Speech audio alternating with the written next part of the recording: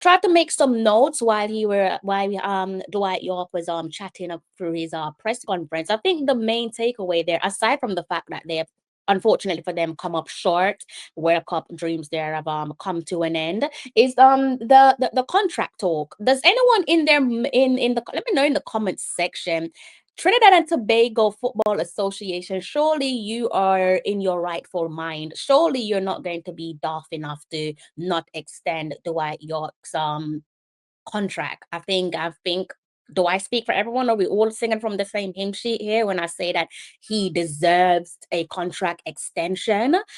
He spoke again quite eloquently in his presser just then. Um and I think based on a couple of the things that he has said, just from this press conference alone, and maybe for me a combination of press conferences, but since we're talking about the post-match press conference, you can clearly see there a continuation of the evidence in front of you, in the sense that he's quite clearly heavily invested in being the head coach of his national team and wanting to take his nation back to the promised land. There, he spoke about stats. Now, mind you, this is a post-match conference, quite literally after the game came to an end, and he's giving you the stats. And I was actually quite like taken aback by that. Wasn't expecting that. I don't know if my coach can do that. You know, my coach probably need to turn to his press officer for clarification. But you have Dwight Yorke there, and it's just rolling off like he's talking about the game itself. Obviously, he was on the sidelines, so he was watching, so he knows how the game went, and he's backing that up by giving us the facts, like hardcore facts that you cannot argue with. And again, that's the indication there for me, which goes to show that he is, in every sense of the word, heavily invested in his nation. And again, it's not that I'm envious of them, but I do admire it. I do love it. I like what they're doing. You can't knock it.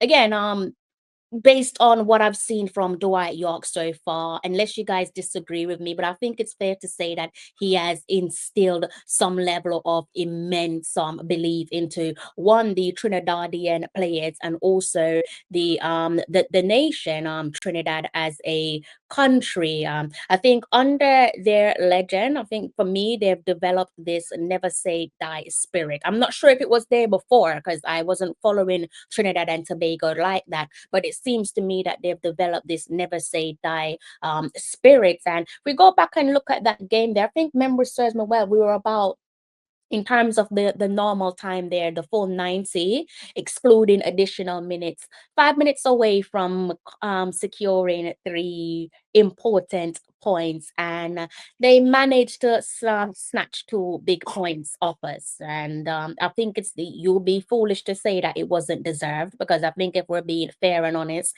it was deserved. It was deserved, and they probably could have beaten us as the game went on towards the latter stages. So Trinidad and Tobago, I have no business wanting Dwight Yorke to stay, but as someone who loves football and I want what's best for CONCACAF football, I want what's best for Caribbean football, please stick with him, please build with him. I think when you're listening to Dwight Yorke there's a lot of emphasis on long-term gratification. Like, it's not about the immediate here and now. This is a coach that I think is clearly laying down some foundation for the future. And I think if Trinidad and Tobago do the right thing, Trinidad and Tobago Association, that is, do the right thing, I think it will pay dividends. I think he will be the man to take them back to the promised land. And which will be quite fitting, him being a legend,